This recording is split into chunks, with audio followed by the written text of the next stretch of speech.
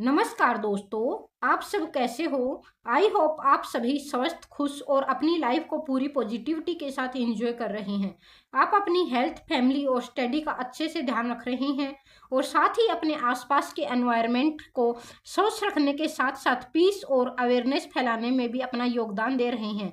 अगर आप भी यूपीएससी की तैयारी को आसान और स्मार्ट तरीके से करना चाहते हैं तो मेरे चैनल से जुड़ें, जहां आपको मिलेंगे ऐसे एक्सप्लेनेशन, इंपॉर्टेंट टिप्स और एग्जाम ओरिएंटेड नोट्स। तो प्लीज़ वीडियो को पूरी देखें और वीडियो को लाइक और शेयर करें और चैनल को सब्सक्राइब जरूर करें। तो दोस्तों, आज हम सबसे पहले जो न्यूज़ डिस्कस करेंगे, तो जो 3 विधेयक सरकार लाई थी जिनके ऊपर अभी हाल ही में लोकसभा में डिस्कस चल रहा था, क्या वो पास हुए हैं या नहीं हुए हैं, इस पर हम बहस करेंगे आज, यानी डिस्कस करेंगे। तो सरकार ने संसद में 3 मुख्य विधेयक पेश किए थे, लेकिन विपक्ष का समर्थन नहीं मिलने की वजह से वो पास नहीं हो पाए थे। संविधान के 131वें संशोधन विधेयक 2026 में महिलाओं के लिए संसद विधानसभाओं में 33% आरक्षण, यानी महिला आरक्षण का प्रस्ताव, यह महिला सशक्तिकरण की दिशा में एक महत्वपूर्ण कदम था। दूसरा विधेयक था वह परिसीमन विधेयक 2026 था। नए जनगणना डेटा के आधार पर लोकसभा और विधानसभा क्षेत्रों में परिसीमन यानी जनसंख्या के हिसाब से लोकसभा और विधानसभा की सीटों में बढ़ोतरी करनी थी, जिससे 543 से लेके 543 से ये 800 या 850 के लगभग होनी थी, जिसे लोकसभा में 543 से 800 से 850 होने की संभावना है। संघ और राज्य विधि संशोधन विधेयक 2026 तीसरा यह विधेयक था। परिसीमन और सीटों के बंटवारों से जुड़ा संशोधन है, लेकिन विपक्ष ने इसका साथ नहीं दिया, बल्कि उन्होंने दक्षिण बनाम उत्तर का मुद्दा बना दिया। ये तीनों विधेयक संसद के विशेष सत्र चर्चा के लिए आए थे। तो ये पास हुए नहीं हुए, ये हम इस वीडियो में जानेंगे। तो यह संसद में क्यों पास नहीं हो पाए, इसके क्या कारण थे और विपक्ष ने इसे पास क्यों नहीं होने दिया। तो महिला आरक्षण 131वां जो विधेयक था लोकसभा में पास नहीं हुआ। विपक्षी पार्टी जैसे तृणमूल कांग्रेस या कांग्रेसी पार्टी जो विपक्ष में है, उसके जो मुख्य है, यानी जो उसके अध्यक्ष हैं, कांग्रेस के अध्यक्ष कौन है, आप कमेंट बॉक्स में कमेंट करके बताएं। इसके अलावा समाजवादी पार्टी जैसी अनेक पार्टियों ने इसका समर्थन नहीं किया। 17 अप्रैल 2026 को लोकसभा में वोटिंग हुई थी, जहां पर पक्ष ने इस विधेयक के पक्ष में 298 वोट डाले, जबकि विरोध में विपक्ष यानी जो अन्य पार्टियां थी उन्होंने इसके विरोध में 298 वोट पड़े, जबकि 230 वोट पड़े, लेकिन संविधान संशोधन बिल को पास करने के लिए 2/3 यानी 326 वोट की नीड होती है, जो संशोधन पास करने के लिए 326 वोट सत्ता पक्ष को नहीं मिले। इस वजह से यह विधेयक पास नहीं हो पाया और महिला सशक्तिकरण के क्षेत्र में फिर से यह विधेयक पास होने से रह गया। इसे पक्ष और विपक्ष में काफी तीखी बहस हुई। 2026 में भी जनगणना न होने की वजह से ये बिल रह गया था और अभी भी विपक्ष की सहयोग न होने की वजह से ये बिल रह गया। मतलब अभी तक संविधान में बदलाव के लिए यह प्रस्तावित कानून पारित नहीं हुआ है। नंबर 3, परिसीमन विधेयक और संघ राज्य विधेयक की स्थिति क्या है। तो अभी तक मीडिया में स्पष्ट रिपोर्ट नहीं है कि परिसीमन विधेयक पास हुआ है या नहीं हुआ, लेकिन अभी मुख्य चर्चा महिला आरक्षण विधेयक पर हुई है। अगर संविधान संशोधित पास नहीं हो पाता है तो इसके काफी सारे इम्पैक्ट पड़ेंगे। उसके साथ लगे परिसीमन संघ राज्य संशोधन बिलों को आगे बढ़ाना आसान नहीं है, क्योंकि संविधान में बदलाव की मंजूरी जरूरी है। सीमन नहीं हो पाया तो फिर राज्य और लोकसभा में सीटों का भी बंटवारा नहीं होगा। अभी हाल ही में एक जनप्रतिनिधि कई लाख जनसंख्या का प्रतिनिधि कर रहा है। कुछ राज्यों में तो 30 लाख या 40 लाख से भी अधिक जनसंख्या का प्रतिनिधि एक सांसद या विधायक कर रहा है, जो संविधान के अकॉर्डिंग गलत है, जो इतने लोगों की इच्छा और आकांक्षाओं की पूर्ति करने में असमर्थ होता है। अगर विधेयक पास नहीं हुआ तो इसके आगे क्या इम्पैक्ट होगा। जब कोई संविधान संशोधन बिल पास नहीं होता है तो सरकारी और संसदीय विकल्प आमतौर पर यह सोचते हैं कि बिल बिल को दोबारा पेश करना, नई रणनीति या समझौता के साथ पेश करना, या तो विपक्ष के साथ समझौता करना है या फिर नई रणनीति के साथ उस विधेयक को वापस लाना।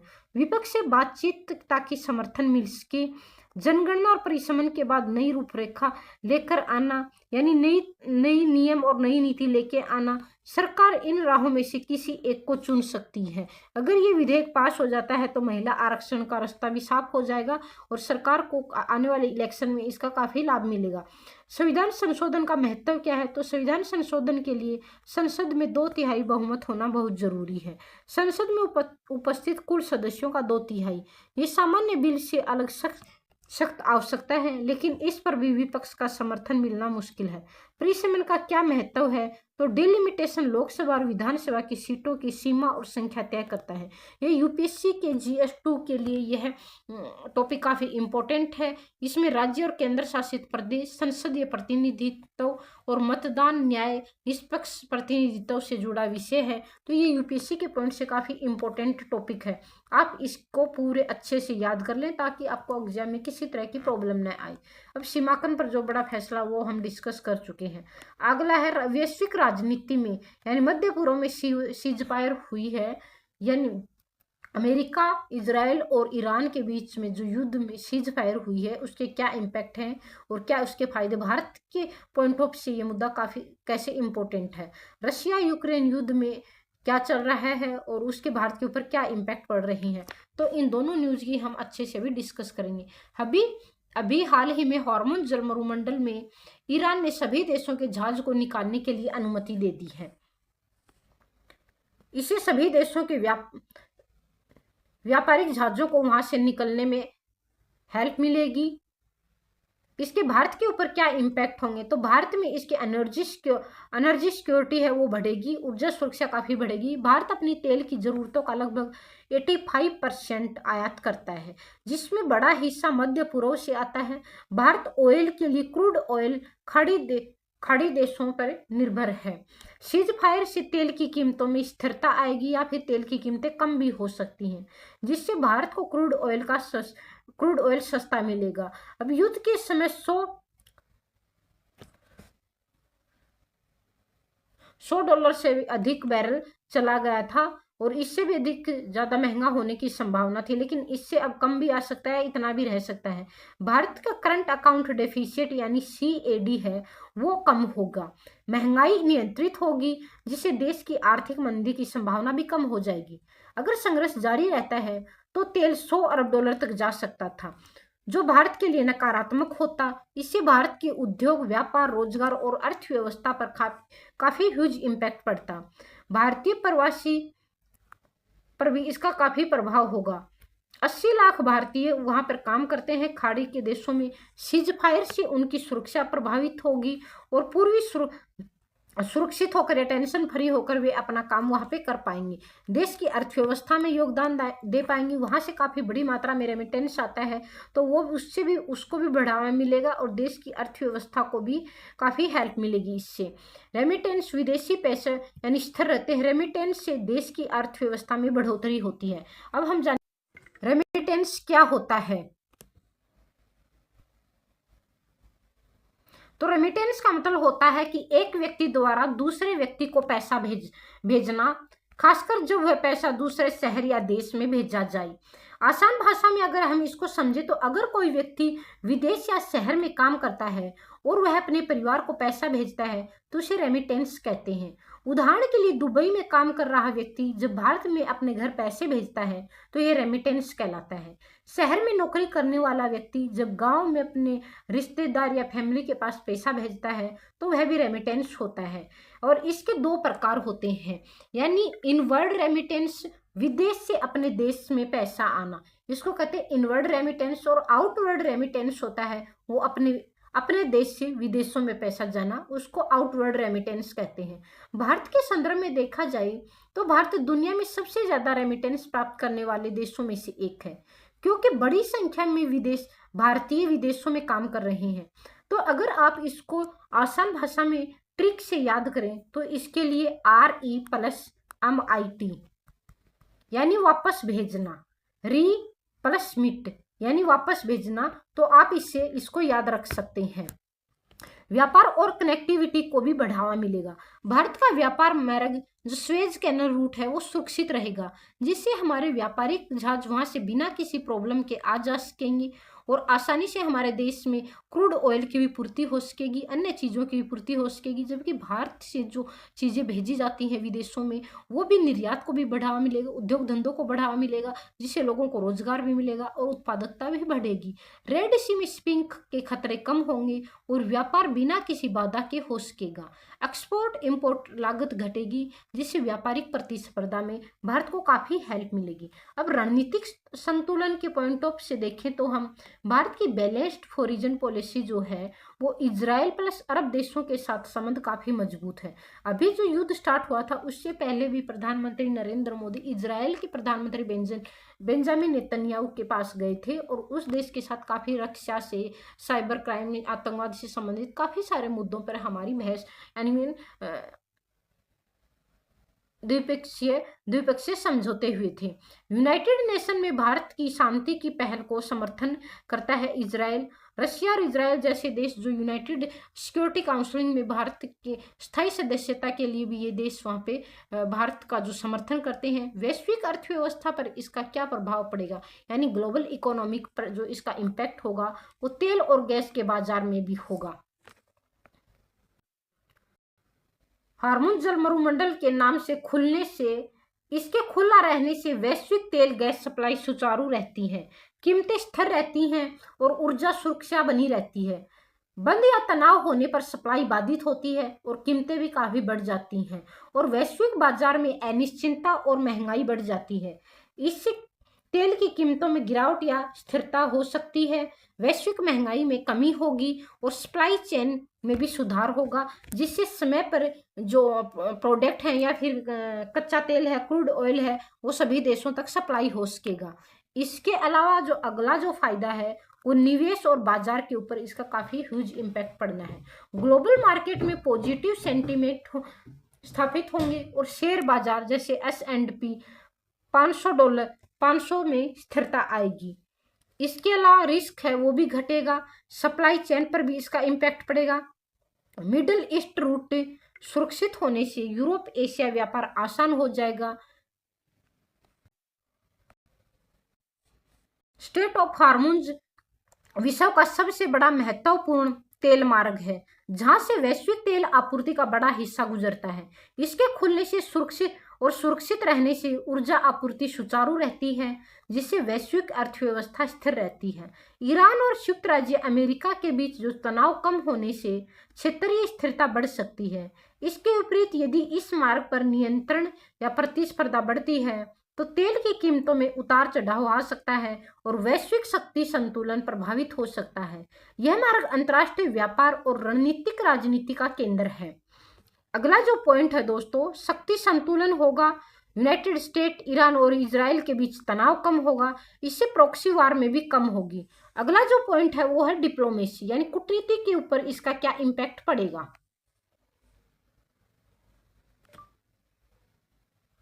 यह रास्ता खुलने से कूटनीति पर क्या इफेक्ट पड़ेगा पूरे विश्व में।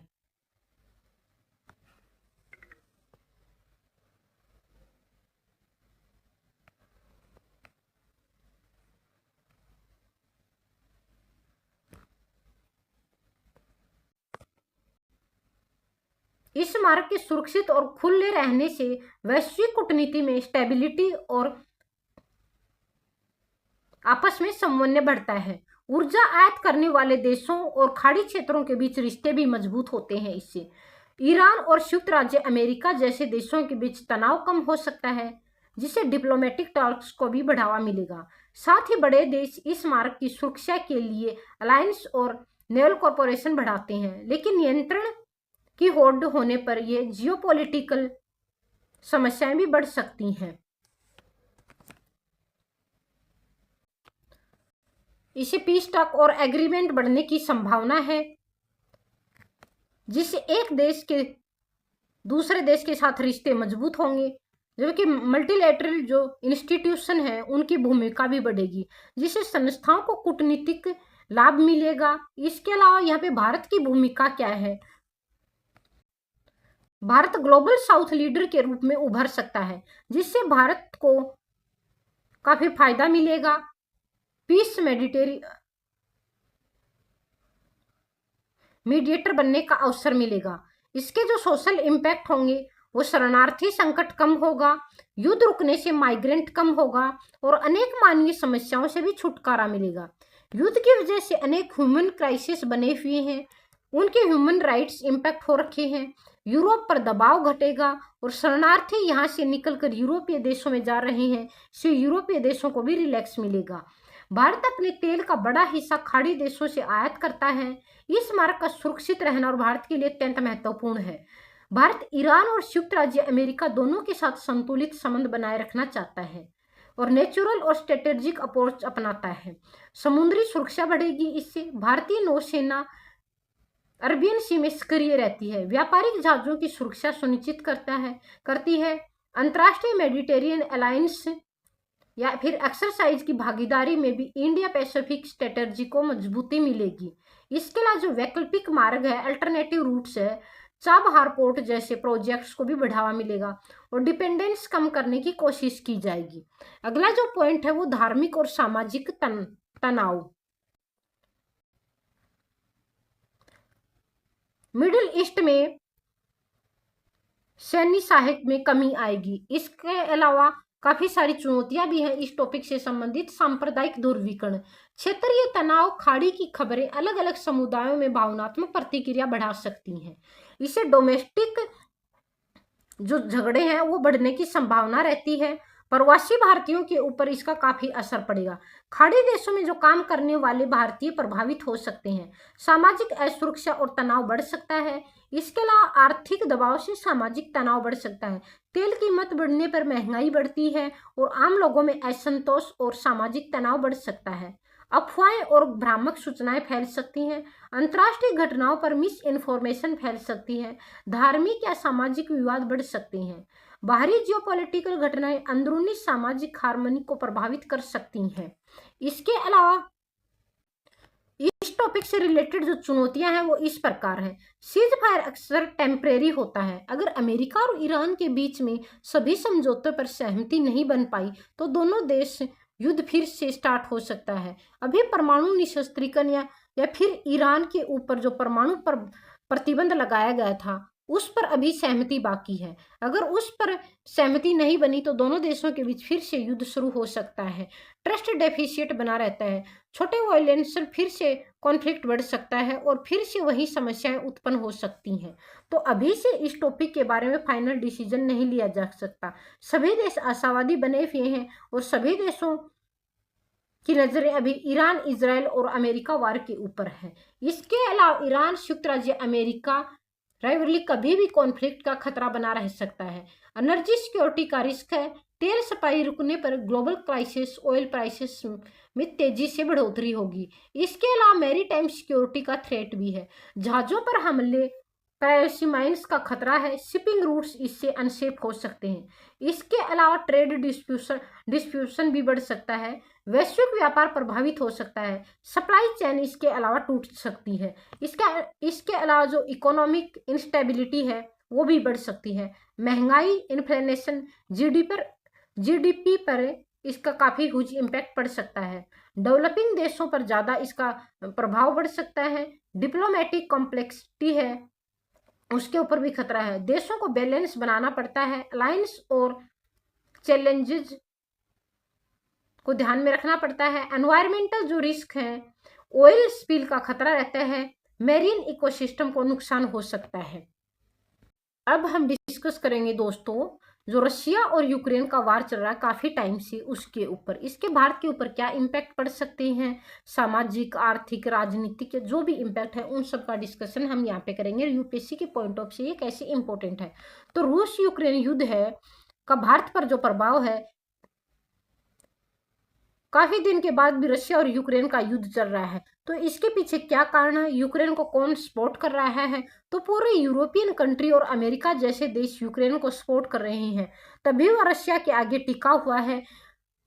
जो पूरे वर्ल्ड पर या भारत पर जो इसके इम्पैक्ट हैं वो इस प्रकार है। इसका ऊर्जा पर प्रभाव है। भारत अपनी जरूरत का 85% तेल आयात करता है। युद्ध के कारण अंतर्राष्ट्रीय बाजार में तेल की कीमतों में उतार चढ़ाव बना हुआ है। तेल की कीमत बढ़ने से भारत में भी महंगाई हुई है। अमेरिका से सैंक्शन लगने की वजह से भी तेल आयात पर काफी इम्पैक्ट पड़ा है, लेकिन भारत ज्यादा सैंक्शंस को नहीं मानता है। रूस ने रियायती कीमत पर कच्चा तेल बेचा है भारत को, जिससे भारत की ऊर्जा लागत कम हुई है। यूक्रेन रूस युद्ध की वजह से हमने काफी तेल खरीदा है और रूस ने हमें क्रूड ऑयल काफी सस्ता दिया है, लेकिन भुगतान प्रणाली, शिपिंग इंश्योरेंस और डॉलर प्रतिबंधों के कारण चुनौतियां भी आई है। अमेरिका सैंक्शंस की वजह से भी काफी चुनौतियां आई है। इसके अलावा वैश्विक खाद्य सुरक्षा पर भी इसका काफी ह्यूज इम्पैक्ट पड़ा है। अफ्रीका जैसे देशों तक खाद्य सामग्री पहुंचने में प्रॉब्लम हुई थी। यूक्रेन जैसे देश जहां गेहूं की बड़ी मात्रा में पैदावार होती है, तिलहन की बड़ी मात्रा में पैदावार होती है, सूरजमुखी तेल बड़ी मात्रा में उत्पादित किया जाता है, इसके निर्यात को भी काफी ठेस पहुंची थी। यूक्रेन दुनिया के सबसे बड़े गेहूं और सूरजमुखी तेल के निर्यातकों में एक है। युद्ध के कारण गेहूं की कीमतें बढ़ी। भारत की घरेलू महंगाई को नियंत्रित करने के लिए गेहूं निर्यात पर प्रतिबंध लगाना पड़ा, जिसकी वजह से खाद्य सुरक्षा बनाए रखने का काफी दबाव बढ़ा। रक्षा और रणनीतिक संबंधों पर भी काफी इसके इम्पैक्ट पड़े थे। भारत के सैन्य हथियारों, मिसाइलों, प्लेटफार्म का 60 से 70% हिस्सा हम रूस से आयात करते हैं। हम रशिया से टेक्नोलॉजी व हथियारों का भी आयात करते हैं, या रूस और भारत मिलकर रक्षा से संबंधित हथियार बनाते हैं। अभी हमने ब्राह्मोस मिसाइल भी रशिया से ही ली हुई टेक्नोलॉजी के आधार पर अपडेट की थी। इसके अलावा MiG-29 लड़ाकू विमान भी हमने रशिया से लिया था, और टेक्नोलॉजी हस्तांतरण भी हम काफी मात्रा में रशिया से करते हैं। युद्ध के जो कारण है वो स्पेयर पार्ट्स की आपूर्ति धीमी हुई, जिसकी वजह से भारत में स्पेयर पार्ट्स महंगे हो गए थे। रक्षा प्रोजेक्ट S-400 डिलीवरी में देरी हुई थी। भारत के लिए मल्टी सोर्स डिफेंस सप्लाई की आवश्यकता बढ़ी है। इसके अलावा जियोपॉलिटिकल संतुलन बनाने की काफी आवश्यकता है। युद्ध ने भारत की मल्टी अलाइनमेंट रणनीति को चुनौती दी है। भारत पुराने समय से गहरे मित्र हैं। रशिया ने काफी मोर्चों पर भारत का साथ दिया है। जैसे बांग्लादेश का निर्माण हुआ तब भी रशिया ने भारत का साथ दिया था। इसके अलावा रशिया ने भारत का उद्योग और अन्य रक्षा सामग्री बनाने में भी साथ दिया है। रशिया ने भारत में यूनाइटेड नेशन सिक्योरिटी काउंसिल में स्थायी सदस्य के लिए भी काफी सहयोग दिया है और वहां पे इसका समर्थन किया है। अमेरिका और यूरोपीय देशों के साथ बढ़ती जो साझेदारी है, इसे दोनों देशों में संतुलन रखना पड़ा। G20 और यूनाइटेड नेशन और अंतर्राष्ट्रीय मंचों पर इंडिया की भूमिका। United national SEC security council में रूस भारत के स्थायी सदस्य होने के लिए साथ देता है। भारत ने युद्ध पर नेचुरल सेंटेंस लिया है। आक्रामकता का विरोध जब मोदी और पुतिन मिले थे, जैसे उस टाइम मोदी ने यही कहा था कि यह टाइम युद्ध का नहीं है, बल्कि आपसी बातचीत से समस्याओं का समाधान करने का टाइम है। तो इससे यूक्रेन और रशिया का जो युद्ध चल रहा है उससे संबंधित जो मोदी ने कहा था कि यह युद्ध का समय नहीं, आपसी बातचीत से ही मुद्दों को सुलझाया जा सकता है और युद्ध को रोका जा सकता है। स्वाद और कूटनीति की वकालत मोदी जी ने उस टाइम की थी। G20 समिट इंडिया प्रेसिडेंट 2023 में हुई थी। उस टाइम यूक्रेन पैराग्राफ पर सहमति बनवाना भारत की कूटनीतिक सफलता थी।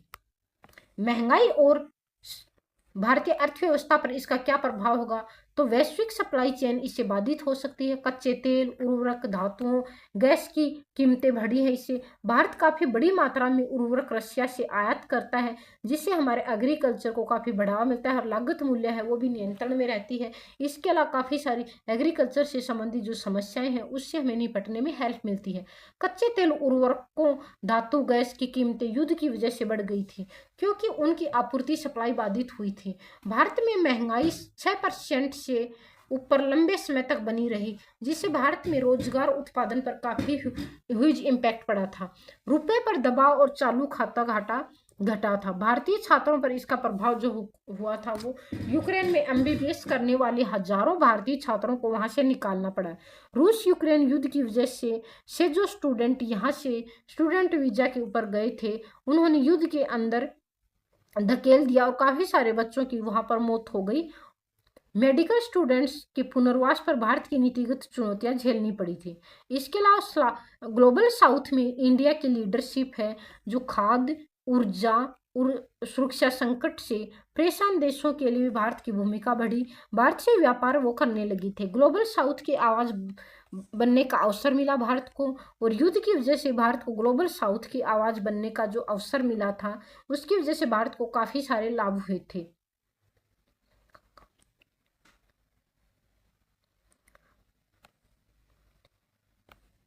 इससे रूबल ट्रेड मैकेनिज्म को बढ़ावा मिला। ओइस प्राइसेस कैप यानी G7 वहां पे डिस्कस हुआ था। Food security and export ban, global north and global south divide, रक्षा खरीदारी में डाइवर्सिफिकेशन, मेक इन इंडिया और आत्मनिर्भर भारत जैसी योजनाओं को बढ़ावा मिला। ये यूपीएससी के लिए काफी इंपॉर्टेंट है और यहाँ से हर साल क्वेश्चन पूछे जाते हैं, तो यूपीएससी के पॉइंट ऑफ से काफी इंपॉर्टेंट टॉपिक है। जीएस इंटरनल रिलेशन के टॉपिक से आप इसको जोड़कर देख सकते हैं। रूस यूक्रेन युद्ध ने भारत की स्ट्रेटजी ऑटोनॉमी को एक नए आयाम दिया है, तो आप इस पर टिप्पणी करें।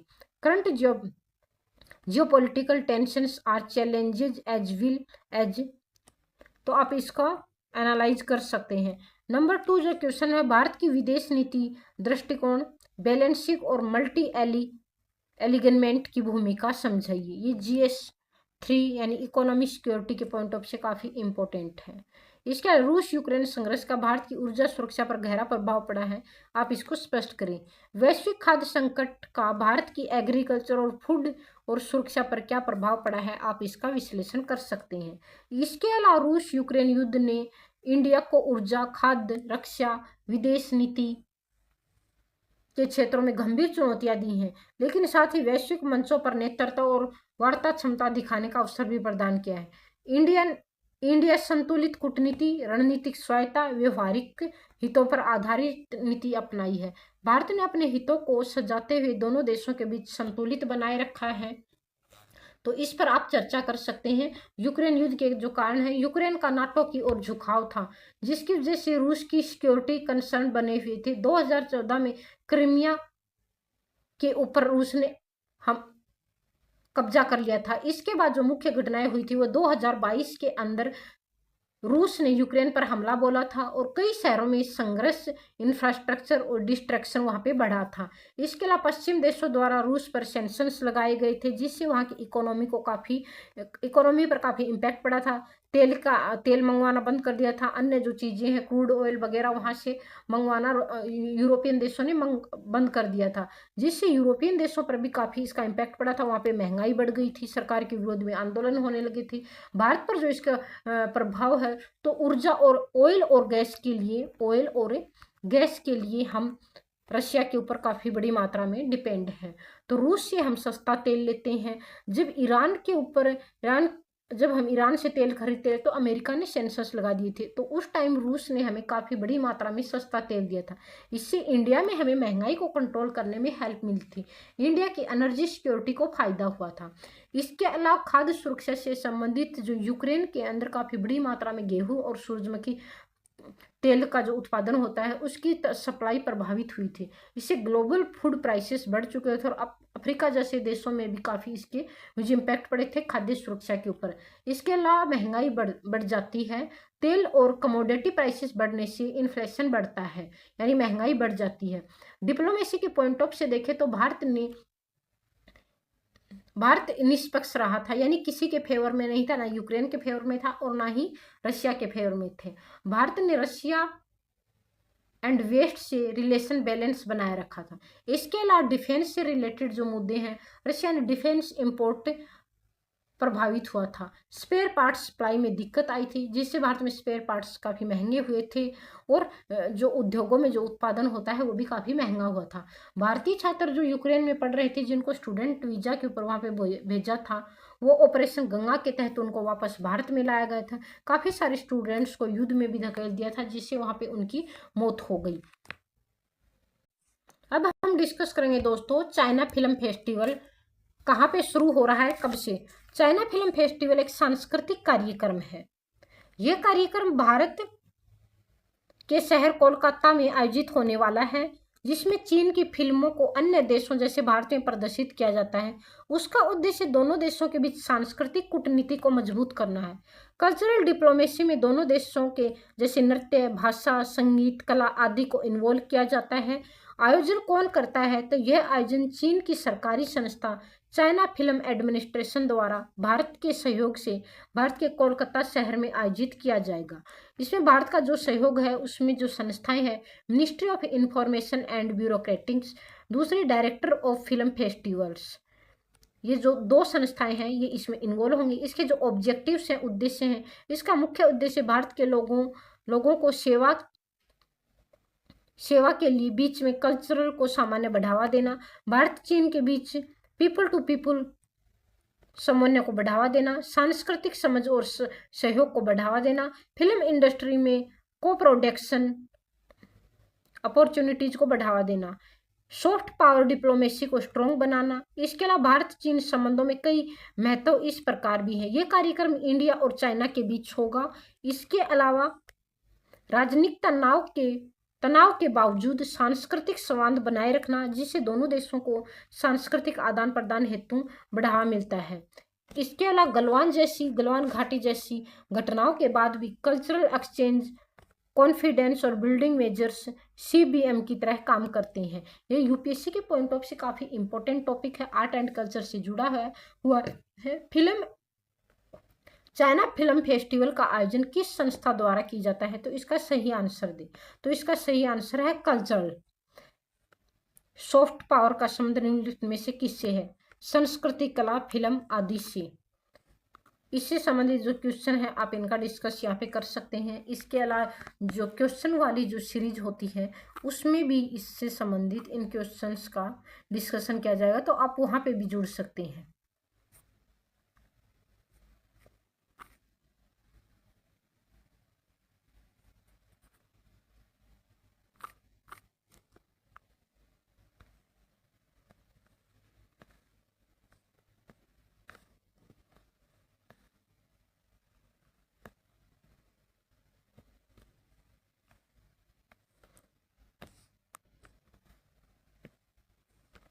अब हम बात करेंगे भारत और अमेरिका की ट्रेड डील।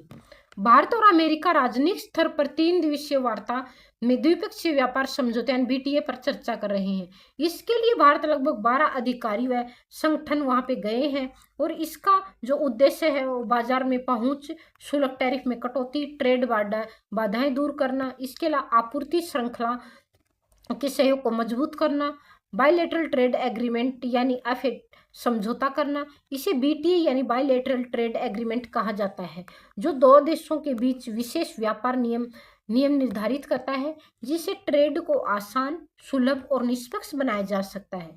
इसके अलावा यहाँ पर टैरिफ कम करना है तो टैरिफ बैरियर, डिजिटल ट्रेड और टेक्नोलॉजी रूल, कस्टम्स और व्यापार को आसान बनाने के लिए बातचीत यहाँ पे होगी।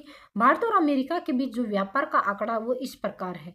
तो भारत का व्यापार का जो आकार है वो वर्तमान में अमेरिका भारत का सबसे बड़ा व्यापारिक साझेदार है। भारत को जो निर्यात की जाती है आयात का एक बड़ा हिस्सा अमेरिका के साथ होता है।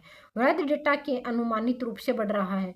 कारोबार के आकार का जो अनुमान था वो डील के तहत अनुमान है कि बायलैटरल ट्रेड का लक्ष्य $500 बिलियन तक 2030 तक पहुंचाने की बात चल रही है। टैरिफ का जो तत्कालीन असर होगा, पहले अमेरिका द्वारा लगाए गए टैरिफ कई श्रेणियों में 25 से 50% तक था। नए ढांचे के तहत इसे लगभग 18% तक करने की सहमति बनी है। भारत और संयुक्त राज्य अमेरिका के बीच अभी भारत के लिए सबसे महत्वपूर्ण द्विपक्षीय व्यापार में से एक है। भारत और अमेरिका के बीच कुल व्यापार गुड्स और सर्विस को मिलाकर लगभग 190 से लेकर $200 अरब यानी बिलियन तक है।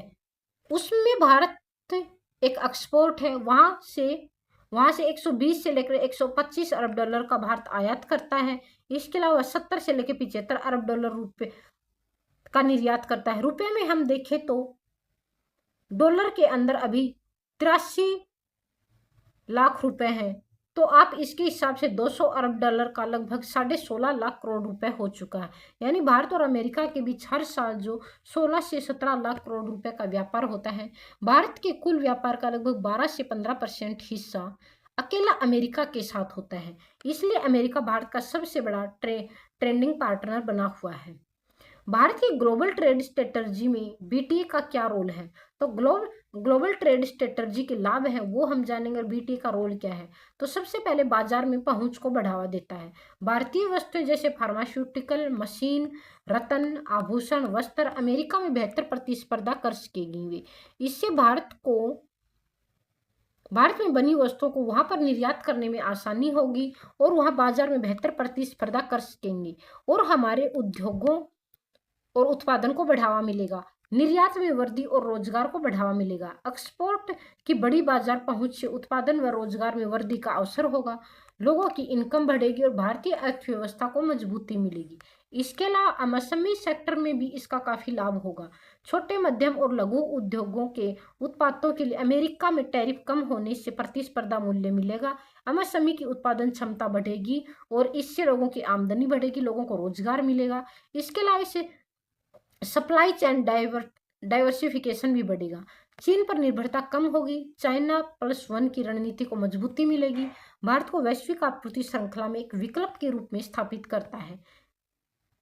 इससे भारत को चाइना के साथ कूटनीतिक व्यापारिक संतुलन करने में भी सहायता मिलेगी। इसके अलावा जो स्ट्रेटेजिक पार्टनरशिप है ये सिर्फ आर्थिक नहीं बल्कि राजनीतिक और सुरक्षा सहयोग को भी बढ़ावा देता है। अमेरिका के साथ आर्थिक भागीदारी से विश्व व्यवस्था में भारत की स्थिति मजबूत होगी और भारत की तरफ से व्यापार डाइवर्सिटी को भी बढ़ावा मिलेगा। चुनौतियां और संभावित नुकसान इस प्रकार हैं।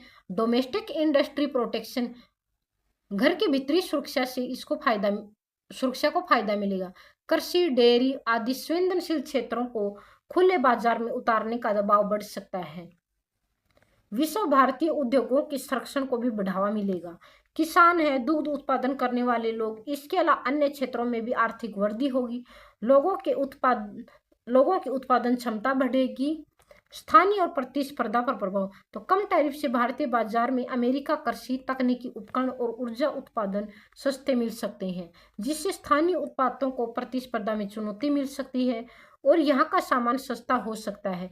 यहाँ के उद्योगों पर इसका असर पड़ेगा कि किस उद्योगपति मजदूरों के ऊपर इसका इम्पैक्ट पड़ सकता है।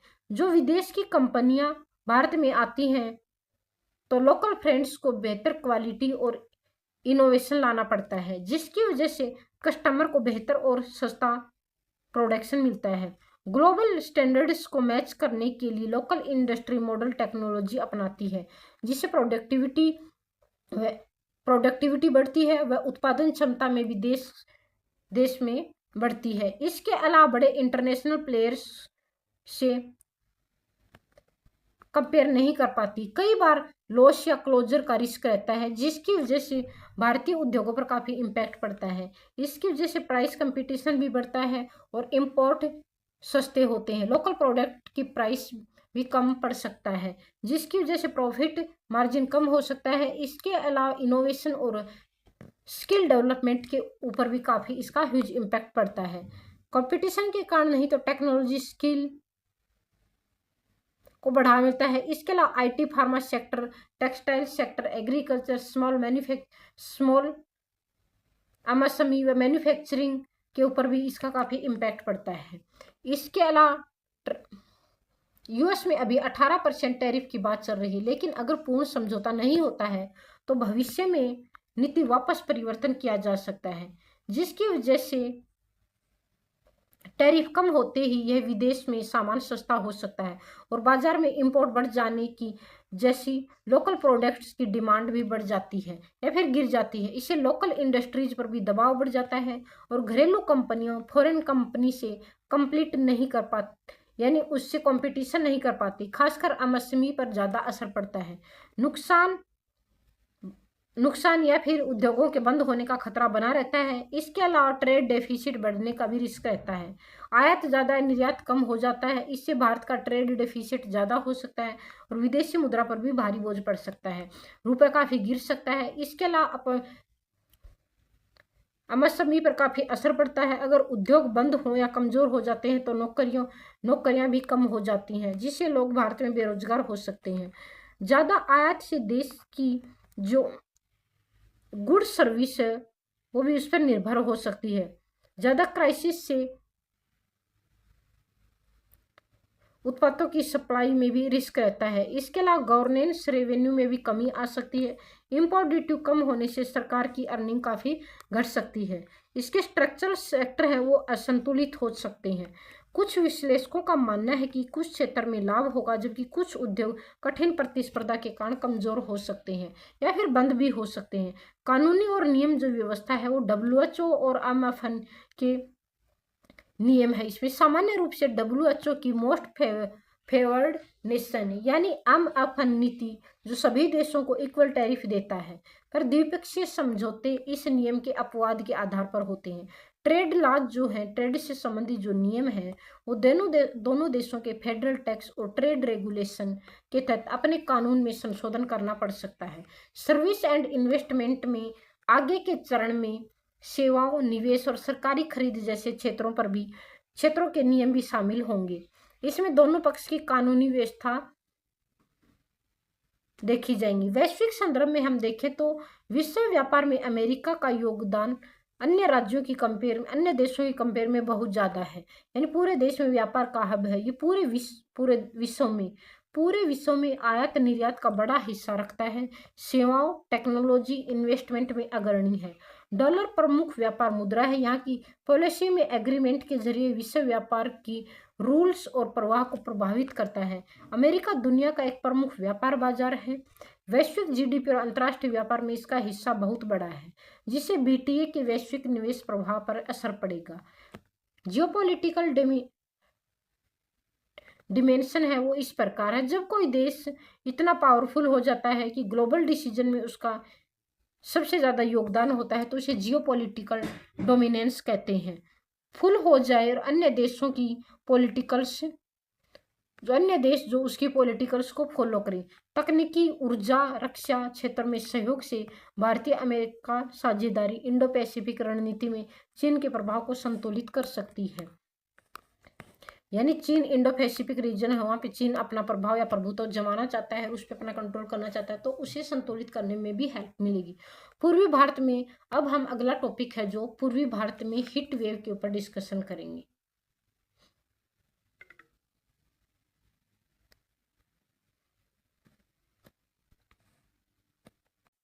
हाल ही में बिहार और झारखंड में तापमान में 43% तक पहुंच गया। हीट वेव्स ने एनवायरनमेंट पर काफ़ी कुछ बड़ा इम्पैक्ट पड़ता है। उत्तर पश्चिम, मध्य और पूर्व भारत के कई हिस्सों में लू चल रही है। राजस्थान, दिल्ली, उत्तर प्रदेश, बिहार में सबसे ज़्यादा लू चलती है। तापमान असामान्य हो जाता है, लगभग 45 डिग्री सेल्सियस तक पहुंच जाता है और नॉर्मल 4 से 6 डिग्री तक अधिक हो जाता है। इंडियन मेट्रोलॉजिकल डिपार्टमेंट यानी IMD ने आधिकारिक हीट वेव अलर्ट जारी किया। भारत की मुख्य सरकारी जो एजेंसी हैं जैसे IMD जो मौसम जलवायु आपदाओं से जुड़ी जानकारी देती है, इसकी स्थापना 1975 के अंदर हुई थी। इसका मुख्यालय है वो जो न्यू दिल्ली के अंदर है। यह दैनिक साप्ताहिक जो मौसम से संबंधित जानकारी है वो देती है। इसके अलावा चेतावनी भी जारी करती है और हीट वेव की साइक्लोन थर्ड है वेव रेनफॉल जैसी आपदाओं के लिए अलर्ट जारी करती है। डिजास्टर मैनेजमेंट में महत्वपूर्ण भूमिका निभाती है। चक्रवाती निगरानी, तूफानी समुद्री तूफानों की ट्रैकिंग और लैंडस्लाइड जैसी जानकारी भी देती है। मानसून के पूर्वानुमान लगाता है। भारत की एग्रीकल्चर के लिए बहुत महत्वपूर्ण है। क्लाइमेट चेंज और लॉन्ग टर्म वेदर पैटर्न पर यह रिसर्च करता है। हीट वेव अब भारत में नियमित आपदा का रूप ले रही है, जिसकी वजह से काफ़ी सारे जान माल या अन्य चीज़ों की हानि होती है। तो हीट वेव है जो वो IMD इसके क्राइटेरिया तय करता है। IMD हीट वेव घोषित करता है जब तापमान इसमें 40 डिग्री से अधिक रह सकता है, सामान्य 4-5 डिग्री अधिक हो सकता है।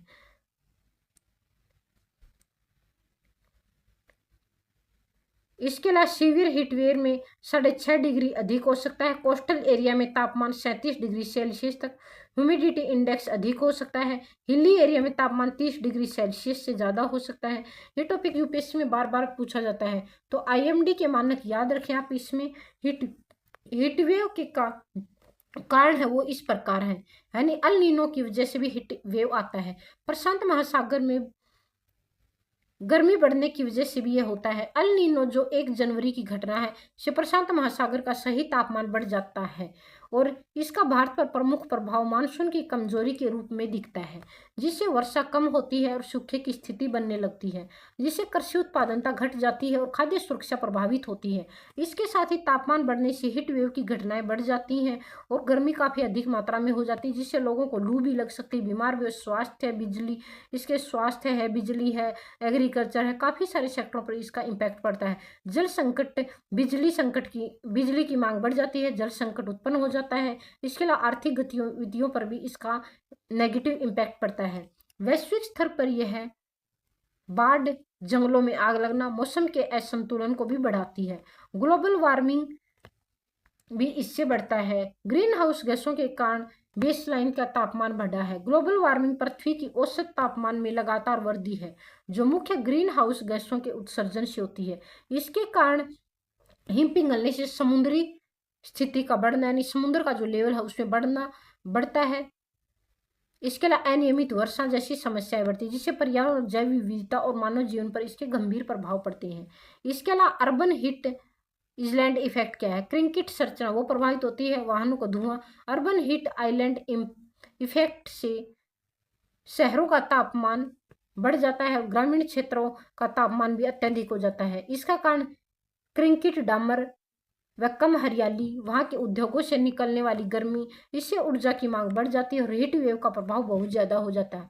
मानव के स्वास्थ्य और पर्यावरण पर भी इसके नेगेटिव इम्पैक्ट पड़ते हैं। इसके अलावा डिफोरेस्टेशन और लैंड डिग्रेडेशन, यानी पूर्वी भारत में वन यानी मरुस्थल का बढ़ना और भूमि का क्षरण होना या फिर जलवायु संतुलन असंतुलित होना। डिफोरेस्टेशन में वनों की अत्यधिक कटाई होती है, जिससे जैव विविधता अत्यधिक घट जाती है। जलवायु संतुलन, जलवायु और